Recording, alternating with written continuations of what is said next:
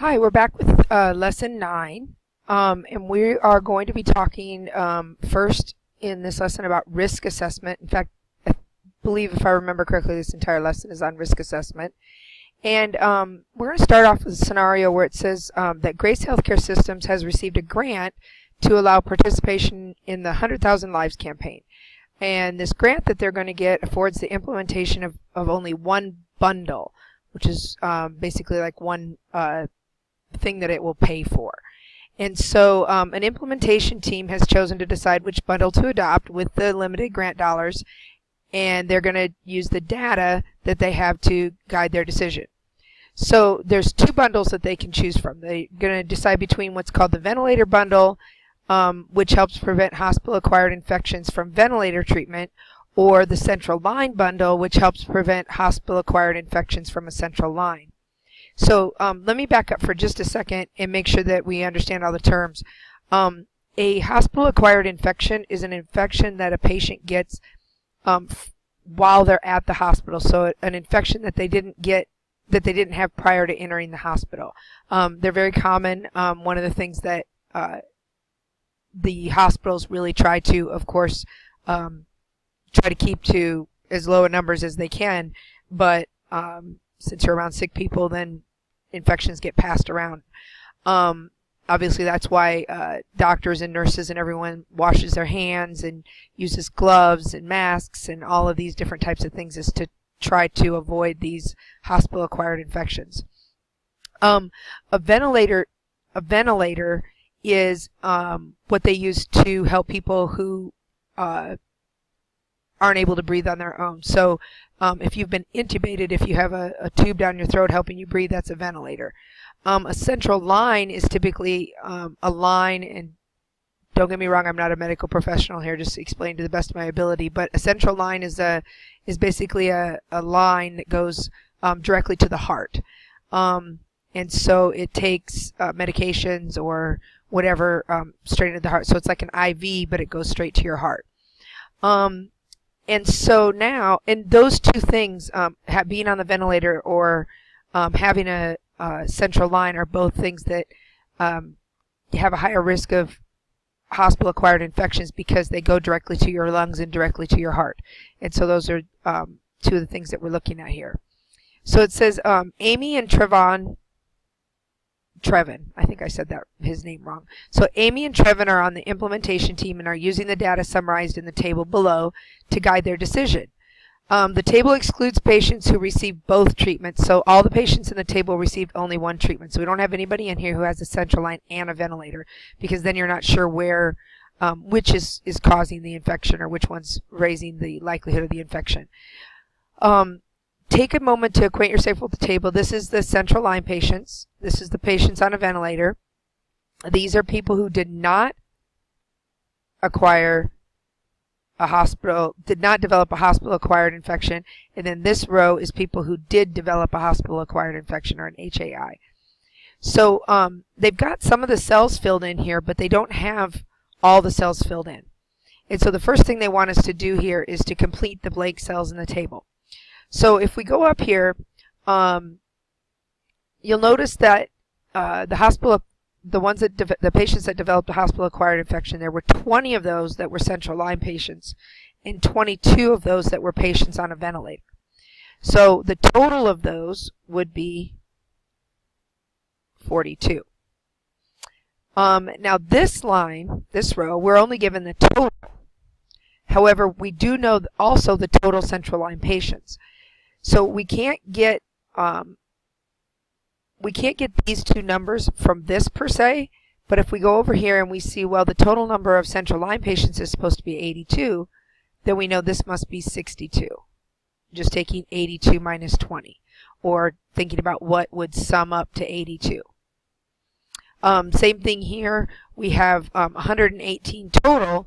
So if we have 118 total and 22 of those did get a hospital-acquired infection, then that means 96 did not get a hospital-acquired infection. So now we just kind of check and make sure everything adds up. Does 20 plus 22 equal 42? Yes. Does 62 plus 96 equal 158? Yes, it does. 20 plus 62 is 82. 22 plus 96 is 118. So everything adds up, so we know these numbers have to be right. And then finally, if we add these numbers up in either direction this way, we should get the same number here. So this is 200. If we take 42 plus 158, and if we take 82 plus 118, we also get 200. So we know our table is good.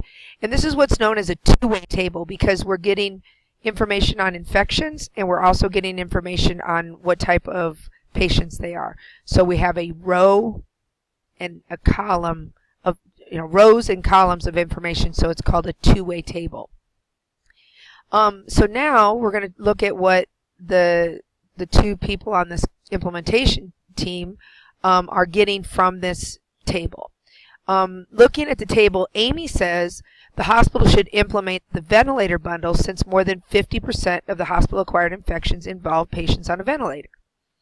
Trevin disagrees. He says preventing hospital-acquired infections from central line is more important because 24% of the central line patients develop a hospital-acquired infection, but only 19% of the vent patients develop a hospital-acquired infection. So now let's look at these two statements and see if what they're saying is correct. So if we read Amy's statement carefully, she says the hospital should implement the ventilator bundle since more than 50% of the hospital-acquired infections were on a ventilator. Well, let's see what we're talking about here. So she's looking at the hospital-acquired infections, and she sees that this is 20 and that this is 22. So is she correct that more than 50% of the infections are from patients on a ventilator? Yes, because 50% would be half. So what she's saying by that is that more than half of the hospital-acquired infections are from patients on a ventilator. So more than half of the 42 infections came from someone on a, were from someone being on a ventilator. And then our comparison value and our base value. So our comparison value is, the 22 in comparison to the 42. So 22 out of 42 is higher than 50%. So she is correct. This is true because 22 of 42 are on the vent and got an HIA, and 42 total hospital-acquired infections, which is bigger than 50%. We don't even really need to look at what this comes out to be. It would be slightly higher than 50%. I can go ahead and calculate it here. 22 out of 42 is 52.4%. So it's a little bit higher than 50%. So now let's look at what Trevin said. So Trevin says that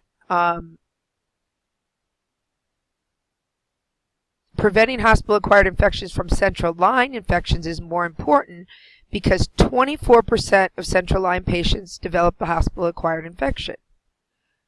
Okay, so now let's look at this. So what he's saying is we've got this number 20 here that are central line patients that got infections. And he said out of all the central line patients, 24% of central line patients developed a hospital-acquired infection. So he's looking at,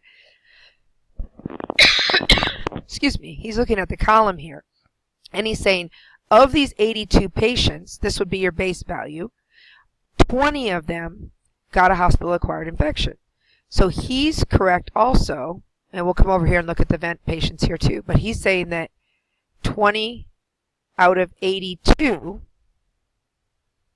so these are central line HIA, hospital-acquired infection, and this is total central line. So we're not doing total HAI, not total hospital-acquired infection, but total of the central line patients. And if you calculate that out, 20 divided by 82 is 24.4% approximately. Comes out to be 0.2444 when you round it correctly, and then when you shift the decimal over, you get 24.4%. And then he says the ventilator 19% of the ventilator patients developed a hospital-acquired infection. So we're going to go over here and do the same thing. We've got 22 out of 118. So 22 out of 118, and this is vent HAI compared to total vent. It's not total HAI, it's total vent. This is the total number of vent patients. If you divide that, you get 22 out of 118, which is 18.6%. So he's correct.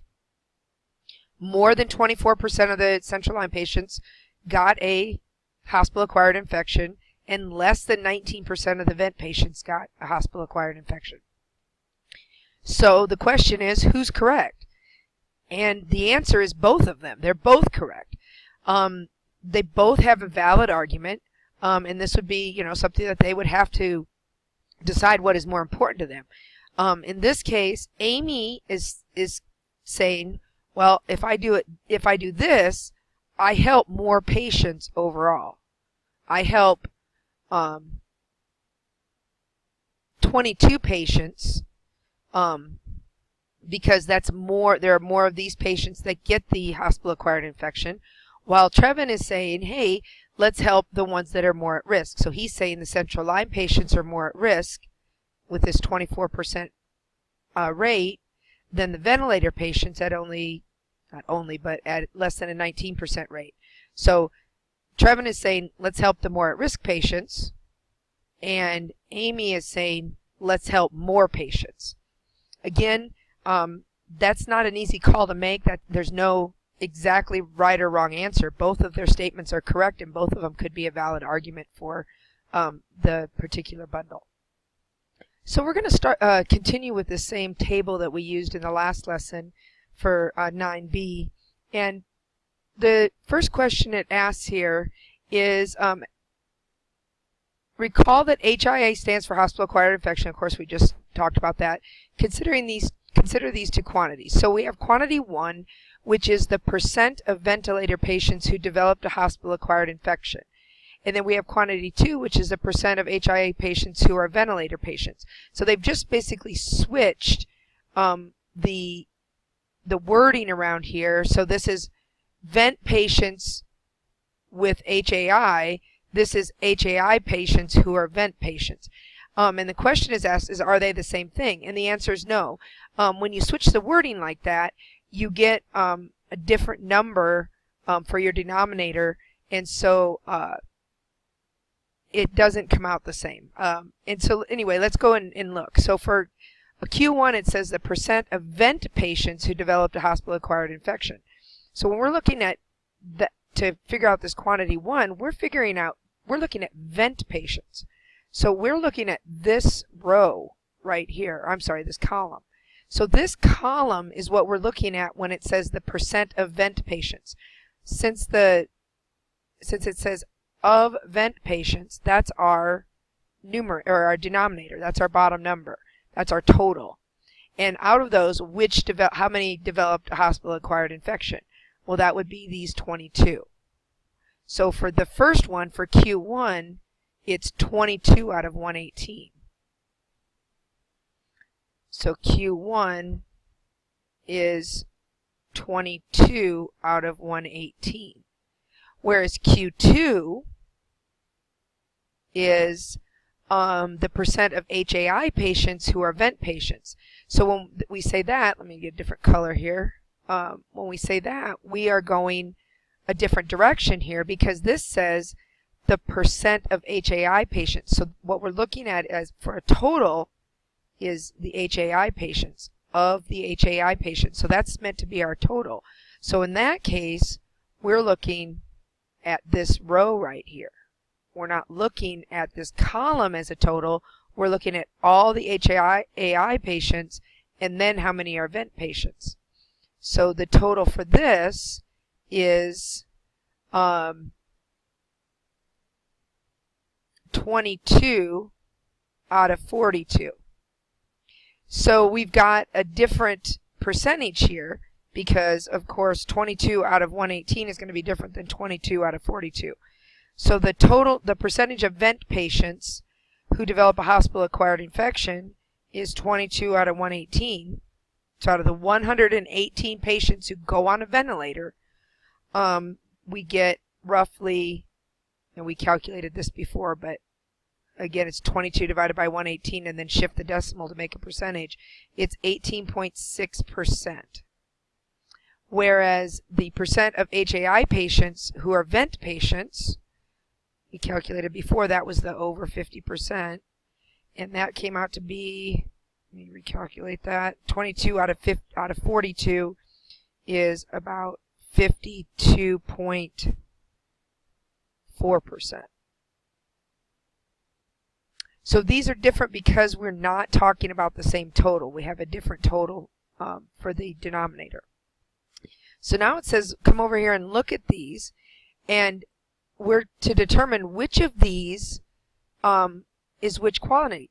So is this pie chart representing Q1 or Q2? So if we look at this, the title is ventilator patients, and that's a big hint. Because it says it's ventilator patients, that's our total. So we're looking here at vent patients as being our total. So we're looking at this column right here. So for vent patients, we have 22 out of 118. So the total of this chart is supposed to be those 118 patients. And this is meant to be, hopefully this will show up. Oh yeah, it does. 22. And this is meant to be the 96. Does that fit? And the answer is yes. But the key here is this title is going to be your total. So ventilator patients is this column. And it looks, again, like this fits. And then this is the patients that got an HAI, and these are the patients without an HAI. So this is 22, or you could do it as the percentage. You could say it's 19%. And then here you could say this is 96, or you could say it's the remaining 81%. Okay, so either way you wanted to label it. Approximately 81%, and this was approximately 19%. It was like 18.6%. So this is approximately 19%, and this is approximately 81%, and that seems to fit the pie. Well, now that we know that, we are pretty sure that this is supposed to be for quantity 2. So how are we going to label that so that it's correct? Well, remember, we want the title to be the total. So the title of this pie graph should be HAI patients. Okay, so this should be HAI patients. That's the total that we have. This would be our 22, and then total we're supposed to have 42, so this would be the other 20. Whoops, I labeled that backwards. I'll fix that. So we have 22 and 20 for a total of 42. Let me fix that though, because I put those on there backwards. So this is meant to be the 22, the more than 50%, and this is supposed to be slightly less than 50%. So how would we label that? Well, these 22 were the HIA patients that were on a vent, and the other one is central line. So this one we would say vent, and this one we would say central line. So these patients are the patients that were HAA patients with the central line, and these are the patients that are on a vent, that have a HAI. So now we're going to look at some data that is from the CDC, the Centers for Disease Control. And it says that 4.5% of hospital admissions in America develop a hospital-acquired infections.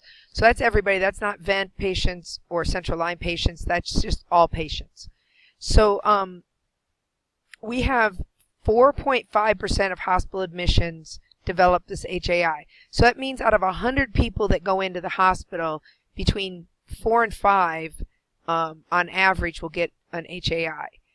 It says, moreover, the goal within the healthcare system is to reduce the infections by hold on a second. So it says here, reports that almost 1/3 of these infections are derived from the insertion of a central line. I missed that when I was reading it. So moreover, the goal is to reduce the infections from central line by 50%.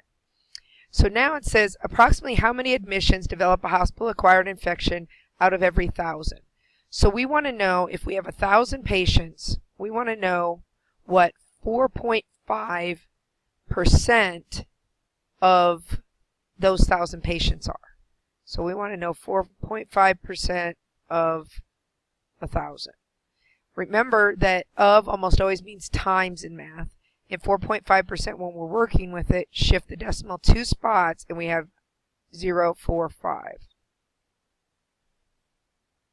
So 4.5% of 1,000 would be 0.045 times 1,000, which would be 45.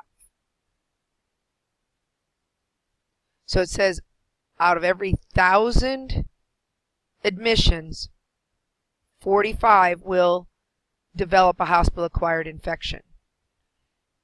Then it says approximately how many admissions develop a hospital-acquired infection out of every million. So this is the same problem. We just have a different number of admissions. So we're going to do the same thing, but we're going to do it with 1,000,000 instead of with 1,000. So we're going to do 0.045 times 1,000,000. And instead of 45, since we've added 3 more zeros, that's going to add 3 zeros to our answer. Since we've shifted the decimal 3 spots would be a better way to say it. So that would be 45,000. So out of every 1,000,000 admissions, 45,000 of them will get a hospital-acquired infection.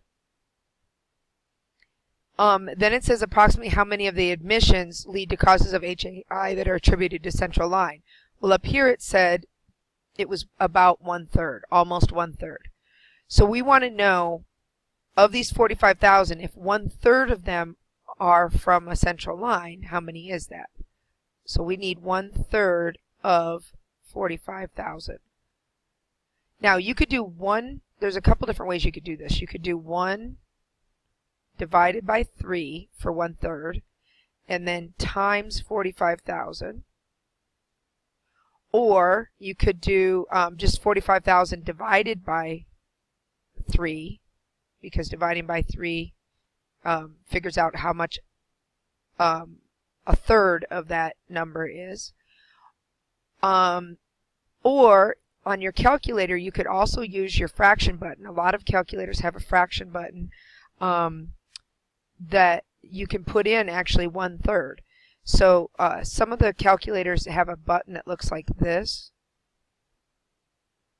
And you literally just push that button and then you type a 1 here and a 3 here, and then you'd arrow over and do times 45,000. So if you have a calculator that does that, you can put your 1/3 in the little boxes times 45,000.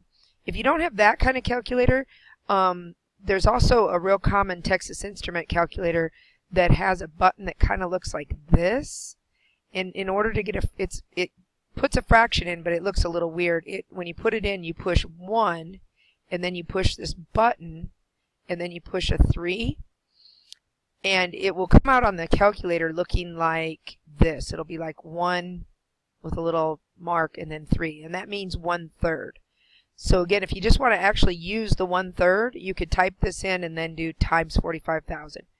Anyway, long story short, any of the ways that you do this, you should get 15,000. 1/3 of 45,000 is 15,000. So assume the healthcare system meets its goal of reducing HAI due to central line insertions by 50%. Making this assumption, how many hospital admissions will lead to cases of HAI attributed to central line insertions? So we want to reduce this by 50%. In other words, we want to cut it in half. And so if we want to reduce that, we got to figure out what 50% of, hold on one second, let me write this differently. So we want to know what is 50% of 15,000, or 0.5 times 15,000. And that would be 7,500. So if we cut this in half, we're going to reduce it by 7,500, leaving only 7,500 because it's 50%. The amount we reduce it by and the amount that's left are the same thing. So we're going to reduce it by 7,500, which will then leave us with 7,500. So approximately how many hospital admissions will lead to causes of HIA due to central line? They're hoping to reduce it to 7,500 down from 15,000. And of course, then that would reduce the overall percentage, but they didn't ask us to calculate that. That would change this actually by 0.75, but we won't go into that because they didn't really ask that. So now we're going to talk about, again, we're continuing on this risk assessment, and we're going to talk about strep throat tests or tests for strep throat. So streptococcal bacterial infection causes a severe sore throat, which we typically call strep throat, and it's usually cured using a particular course of antibiotics. However, staph infection also causes a sore throat and is treated using a different course of antibiotics. And then they don't mention this, but of course it could be a viral infection, which wouldn't be helped by antibiotics at all. So there's lots of different causes for a sore throat. So correctly identifying the cause of a sore throat is important to the doctor to prescribe the correct treatment. And then if we were in class, we could have a discussion here and our little war stories about strep throat and such, but since we're not in class together, we'll have to skip that. So, you know, have you ever had strep throat? How'd you know it was strep throat? I have gotten strep throat many times. I don't have strep throat right now, by the way. I know my voice sounds horrible. This is from going to a college football game. But how do you know it's strep throat? You just have a really, really sore throat. You go to the doctor, and the doctor runs a test. So how do you know it was strep throat? Is you know, or you think it's strep throat when the test comes back and says that you have it. The problem is that these tests are not 100% accurate. You may or may not have known that, but these tests are not 100% accurate. So it says, suppose 500 patients visit a walk-in clinic complaining of a sore throat. The physicians order the diagnostic test, and this is the results that came back. So we have a positive test result, and then we have a negative test result. Now, let's make sure we know what that says. So this means yes, strep. Okay? So if the tests come back with a positive test result, that means that the test shows that you do have strep. A negative test result would be that you don't have strep. Doesn't mean you don't have staph, it just means you don't have strep. Okay, so if you get a negative test result, that means the test is saying that you don't have strep. Again, though, the test is not 100% correct. It can give mistakes. So before we talk about that any further, let's go ahead and fill this in. So the sore throat patients with strep infection, and let me add over here. So test, yes to strep. This is test, no to strep. So this is, if we could tell, you know, the sore throat patients with strep infection, this is the people who actually have it, okay? They have strep. Okay, not what the test is saying, but that they actually do have strep. Because no matter what the test says, when you walk into that clinic, you either have strep or you don't have strep. The test isn't going to change that. So these people that walked into the clinic had strep when they walked into the clinic. However, when they took the test, 96 of them got a positive test result like they should have, but 24 of them got a negative test result even though they had strep. And so together, this is 120 people. So you have 120 people here, and we could have gotten this by going this way too, because there's 380 with a total of 500. So we could have subtracted to get the 120 this way also. Now, this is people who came in with a sore throat, but they don't have strep. They actually do not have strep. Okay, so again, the test is not going to change that. They either have strep or they don't have strep walking into the clinic. So these are the people that walked into the clinic that have a sore throat, but it's not strep. So let's see if we can fill in the table. I can't get this number because I don't have a total here. But I can get this number because I have the total here. So if I take 385 and I subtract 24, what could I have here that would total 385? So that would be 361. So 24 and 361 is 385. Now I can get this. I know this is supposed to equal 380. So this would be 19. So 19 and 361 would be 380. And then up here, my total here would be 115. So 115 plus 385 is 500. So if I subtract this, I get the 115. Or if I add these, I get 115. It should all fit together.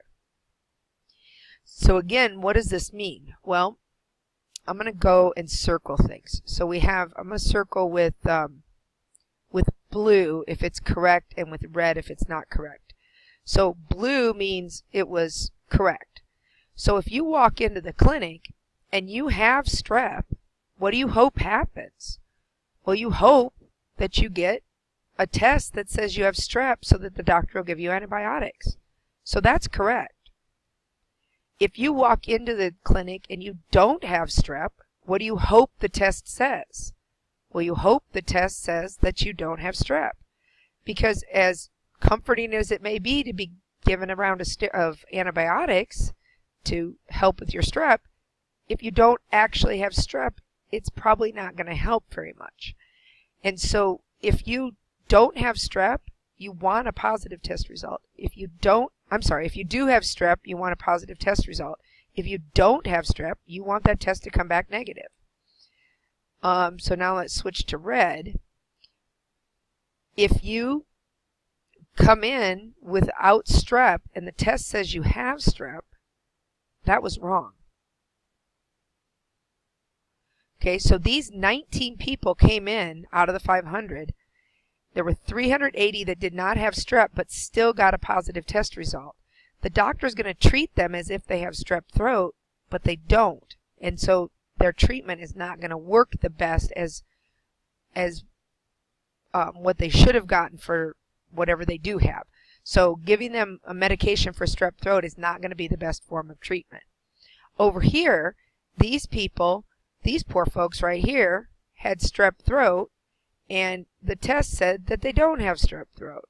So again, the doctor's not going to give them antibiotics for strep throat. They're going to assume it's something different, give them a different treatment, and it's not going to be the best treatment because they do have strep. So the test result came back wrong and led the doctor and the patient to believe that they don't have strep when they actually do. So now let's look over here at the questions that are answered or asked. It says, and you don't have to remember, by the way, these terms sensitivity and specificity. They're more technical terms, but they just kind of throw them in here to let you know that there are two terms and they sound very similar, but they're different. The sensitivity of a medical test is the probability that the test is positive when it should be positive. So what's the sensitivity of this test for strep throat? So it's going to lead us through it. How many patients have strep?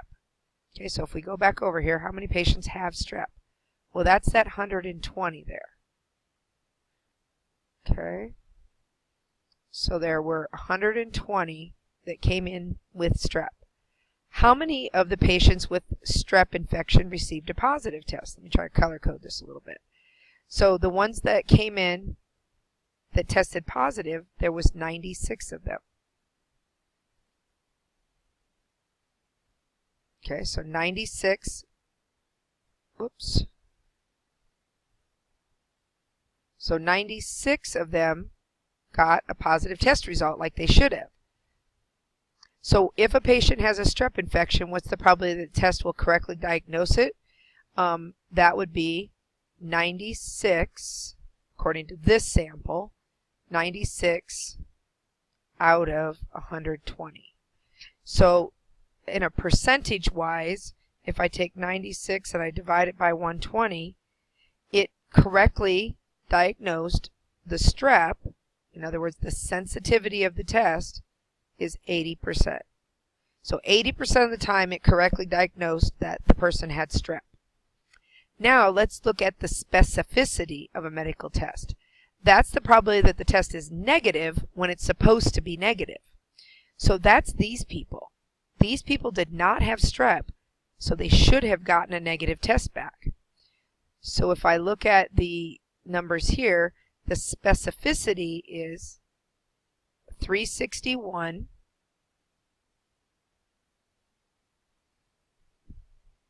out of, I'm not going to do 120 now, I'm going to do 380 because that's how many people came in. Oops. Thought I changed that color. Oh, I changed the wrong color. Okay, hold on a second. So that 361 is out of 380.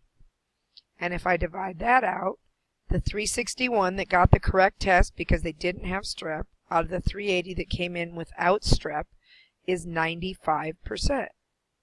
So for this test, the specificity of the test, in other words, getting a correct negative result, is higher than the sensitivity of the test, which is getting a correct positive result. Where does this come into play? Well, when a manufacturer is going to be trying to sell their test, for instance, which of these numbers would they rather advertise to the doctor? Well, they're probably going to advertise the specificity of the test. You know, this might be in bold print, this might be in the fine print, because this makes it look better. So it's 95% accurate with the negative results, but it's only 80% accurate with the positive results. So we're going to finish up Unit 9, or Lesson 9, with just kind of going over this table and analyzing it a little bit more. So the first question here says, and this is the same table we had before, they just had it reprinted and I remarked it the way that we had it from the last lesson. So it says, think about the patients with strep infection who received a negative test result. These test results are called false negatives. So let me discuss that a little bit. When you're talking about a test result, whenever it's wrong, they call it false, which is a little bit misleading because people think false means like negative, but it for medical reasons, false means that it's wrong. So a false negative is a wrong negative. It's someone who got a negative result when they weren't supposed to. So if we go back here and we look at the table, the people that got a negative result and it was wrong are these people right here. So they got a negative result, but it was a wrong negative result. These people had strep throat, but they got a negative result. So it's called a false negative. A negative result that was false, that was wrong. So how many false negatives are there? And that would be the 24 that we see there. Okay, so there's 24 false negatives.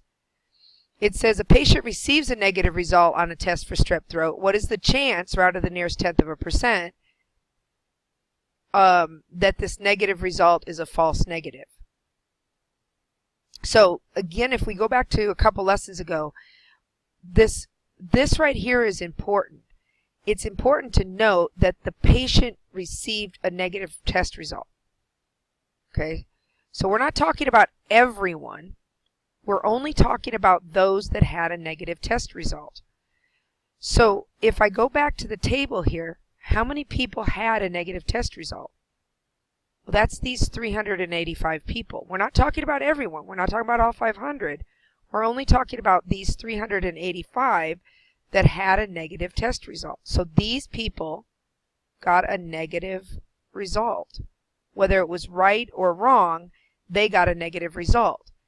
And so those are the people that we're looking at as far as a total here. We're not going to do a total out of 500.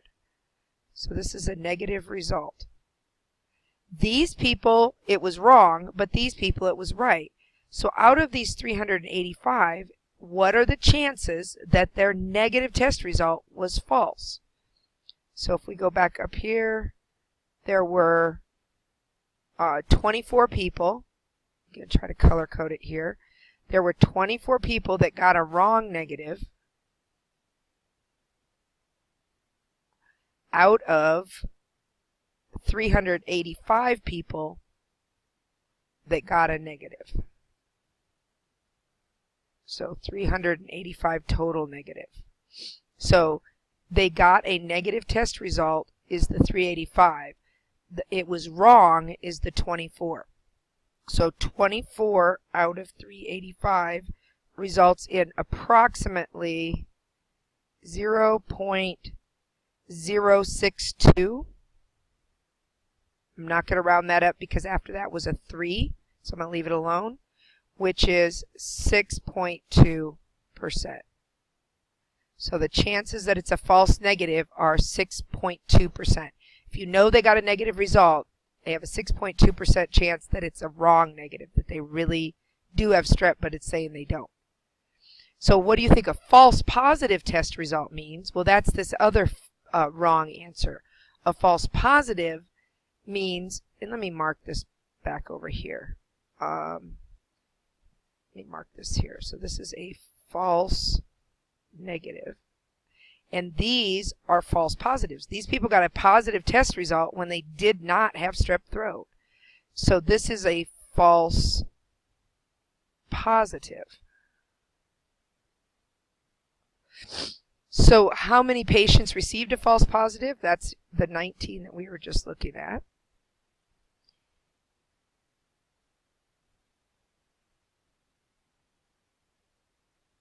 And the next question says a doctor finds that a patient gets a positive result on the test.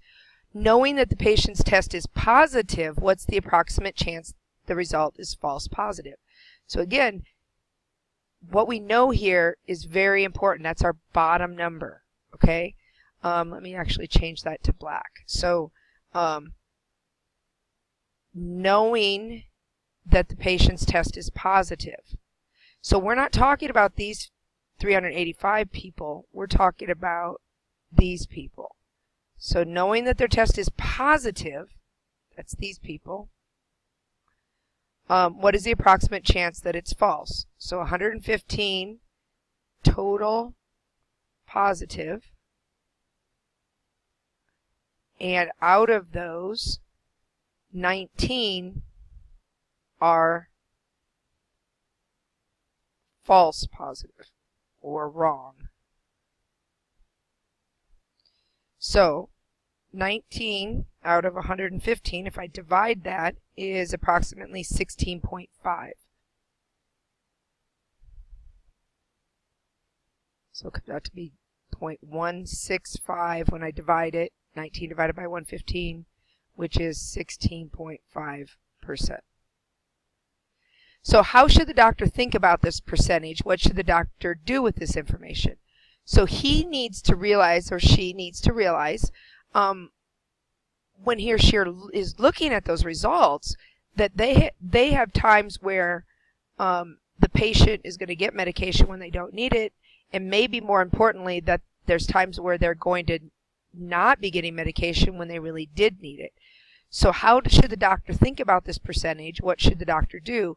Well, if you've ever been to the doctor for some sort of infection, you will probably recognize this rather quickly, that almost every time they say, if you don't feel better in 2 or 3 days, call me back. The doctor should realize that many people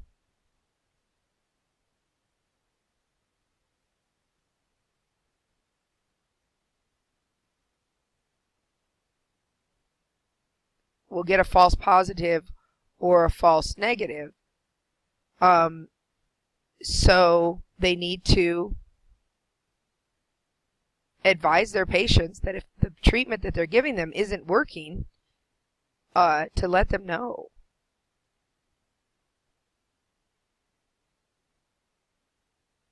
If they don't feel better. So these people up here are getting a false negative. They're getting sent home without medication when they should be, and these people are getting sent home with the wrong medication. So or these people might be getting the wrong medication. They might be assuming it's something different, but they're getting wrong results on several of these people. What is that total? 43 people. So 43 people out of every 500 people are ending up with a wrong result. So then lastly, it just asks us a couple quick questions for summary here. It says you can use different percentages to describe the accuracy of a test. It's accurate when it results in a low number of errors. So for this case, we would probably talk about the number of false negatives rather than the false positives. So again, if you were trying to sell this medication to a clinic or other people that would use it, you would probably likely emphasize the 6.2% false negatives rather than the 16.5% false positives. And then as far as inaccuracy, we talked about that already. You would probably talk more about the number of, or the percentage of negative results that are correct versus the number of positive results that are correct. Because you're getting a higher percentage here with the 361 out of 380 than you are the 96 out of 120. So anyway, hopefully this helps you with lesson 9, and hopefully I'll be back soon with lesson 10 so we can finish up for this week. And that's it.